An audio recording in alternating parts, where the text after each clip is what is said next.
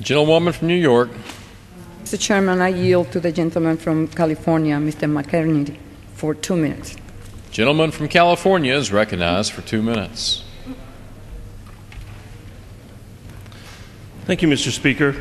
The Small Business Innovative Research Program and the Small Business Technology Transfer Program have helped countless small businesses find funding opportunities in the science and technology sectors. That's why I'm proud to rise in support of H.R. 2965, the Enhancing Small Business Research and Innovation Act of 2009, and the Manager's Amendment offered by Chairwoman Velasquez. I'm also pleased that the Chairwoman's improvements include an amendment that I submitted to make sure that the SBIR program is accessible to businesses located in the areas that have been most hard hit by the economic downturn. The state of California suffers from unemployment exceeding the national rate, and the San Joaquin Valley, a portion of which I am honored to represent, has been particularly hard hit.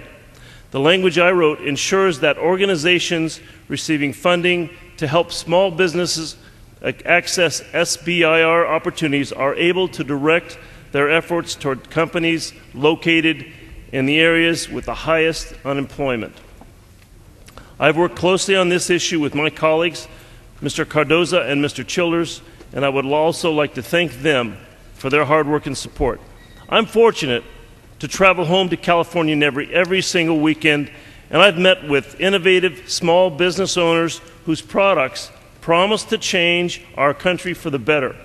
The Manager's Amendment will help small businesses in the San Joaquin Valley and elsewhere enjoy the full benefits of the SBIR program, and I'm proud to support its passage. Thank you, and I yield the balance of my time. Gentlewoman from New York. I reserve my time, Mr. Speaker. The gentleman from Missouri has already yielded back Oh, he did. I'm sorry. the remainder of his time, so the only time remaining is with the gentlewoman from New York. I urge adoption of the Manager's Amendment, and I yield back the balance of my time. Gentlewoman yields back the balance of her time. The question's on the amendment offered by the gentlewoman from New York, as modified. All those in favor say aye. All those opposed say no. The ayes have it. The amendment is adopted. It's now in order to consider Amendment Number 2, printed in House Report 111-192. For what purpose does the gentlewoman from Florida rise? I have an amendment at the desk. The clerk will designate the amendment. Amendment Number 2, printed in House Report Number 111-192, offered by Ms. Jenny Brown Waite of Florida. Pursuant to House Resolution 610, the gentlewoman from Florida, Mrs. Brown Waite, and a member opposed, each will control 5 minutes. The chair recognizes the gentlewoman from Florida. Thank you, Mr. Chairman. I rise today first to applaud the House for working on legislation that is designed specifically to help small businesses. It is the most important thing that Congress can do for the economy, and I thank the chairwoman and the ranking member for their hard work on this issue. I also rise today to bring one provision in the bill that will surely influence the effectiveness of the SBIR and STTR programs, either for good or ill. Section 102 mandates that no single venture capital firm may own more than 49% of a small business for that small business to be eligible to participate in these programs.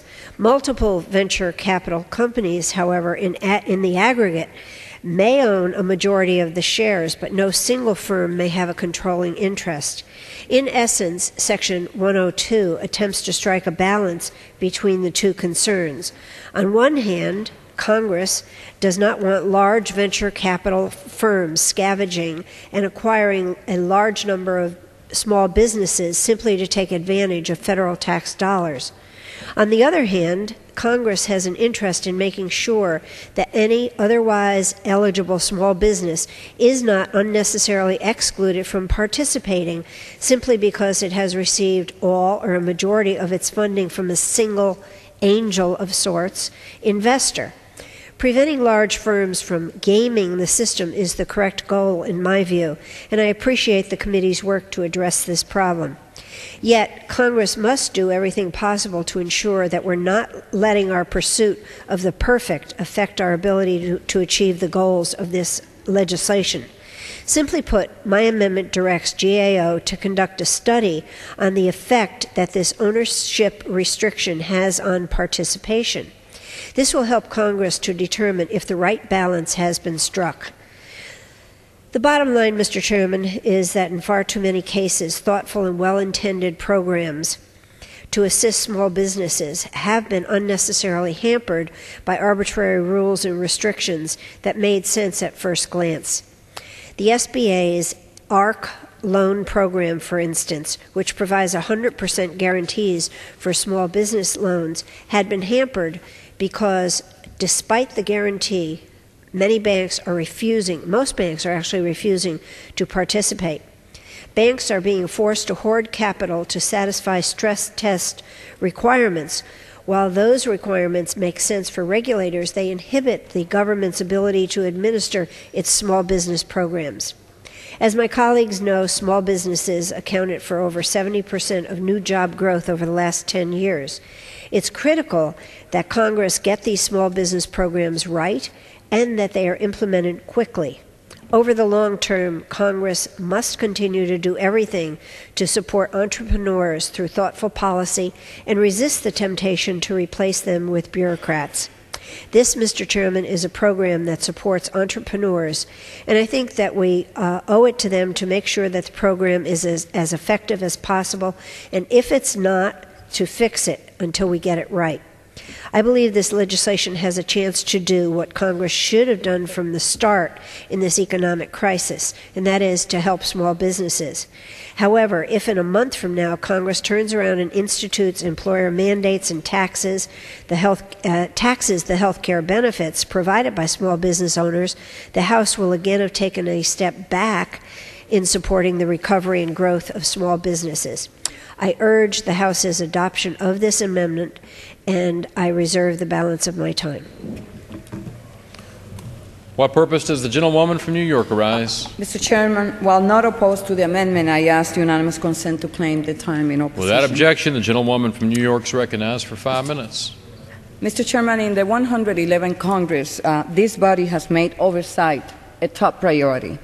Accountability is critical to the legislative process, and it is a principle that the Small Business Committee has consistently worked to promote. So I thank the gentle lady from Florida for this amendment. As I mentioned, my colleagues and I on the Small Business Committee have conducted a great deal of oversight.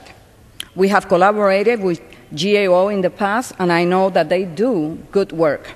So I will be particularly interested to see them do a study on the effects of venture capital investment in the SBIR program. In particular, I think it would be useful for all of Congress to understand how both this legislation as well as the 2003 ruling blocking venture capital participation has affected the SBIR program. These questions are critical to our continued oversight of these initiatives, and I thank the gentle lady for her efforts in this area. I think a study will shed light on the role that venture capital plays in the high-tech arena. For many small firms, access to capital is critical, and it is often equity investment that allows a small business to advance the research to the marketplace. A recent study by the National Research Council, which this GAO investigation will complement, found that restricting venture capital investment adversely affected the most promising firms. GAO has the broad capabilities to investigate the impact of this legislation and the SBA's regulation in this area across all SBIR agencies.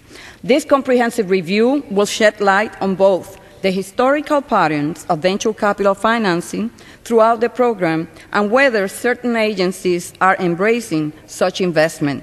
Like Ms. Brown-Wade, I am committed to keeping SBIR and STTR a small business program. I believe that this study will help ensure this. With the economy facing so many challenges, expanding access to capital for small businesses have never been more important. With that, I yield to the gentleman from Missouri for any thoughts that he may have.